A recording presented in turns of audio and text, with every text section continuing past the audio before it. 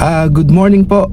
Ngayon po ay October 22, 9:45 AM. Meron po tayong pupuntahan. Update ko po kayo sa project dito po sa Maribeles. Tingnan po natin kung anong development ng project na yon. Sige po, tara po.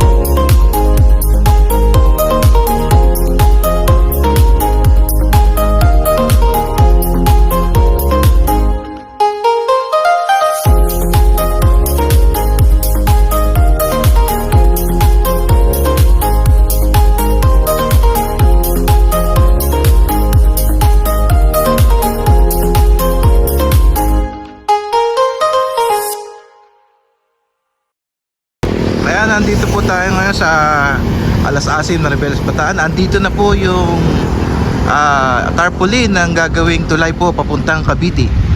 Ayan na po siya. Ayan. Ayan na po, makikita nyo po na ito na yung latest development dito. Naglagay na po sila ng tarpaulin. Sabihin, tuloy na yung ating tulay papuntang Cavite. Ito ang Bataan Cavite Interlink Bridge. So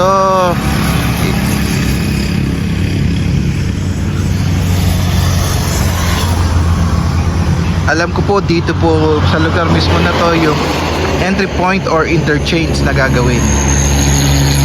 Nakita ko nga pala sa kakilala kong geodetic engineer na ipinaplat niya na sa computer niya yung dadaanan mismo ng mga lupa ng gagawing tulay papuntang Cavite. So talagang inumpisa yan na po yung lahat ng mga proseso sa paggawa po nitong tulay na to. Ang hindi ko lang po nakikita pa ay yung mga heavy equipment na dumarating dito. Wala pa po sa ngayon. Yes na yung mga daan dito sa paligid dito. Kaya talagang prepare na yung Bataan sa gagawing tulay. So makikita nyo po talagang inayos, espaltado na, may mga ilaw pa po yan pagkagabi. Ito po ay Barangay Mountain View, talagang niluluwangan na po ang daan dito. Actually po ang Roman Highway ay dapat po ay 6 lanes. So ito sa kalukuyan, itong lugar na to ay 4 lanes pa lang. Pero ginagawa na, yan na po.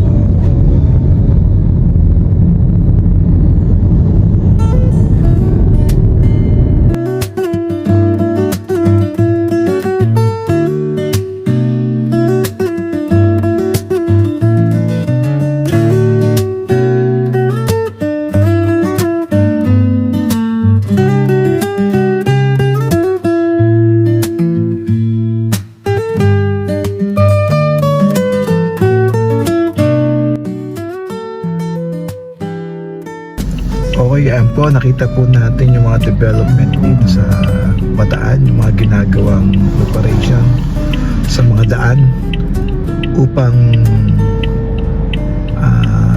nakahanda ang Bataan sa paggagawa ng Bataan Cavite Interlink Bridge. At yun lamang po, maraming salamat. God bless.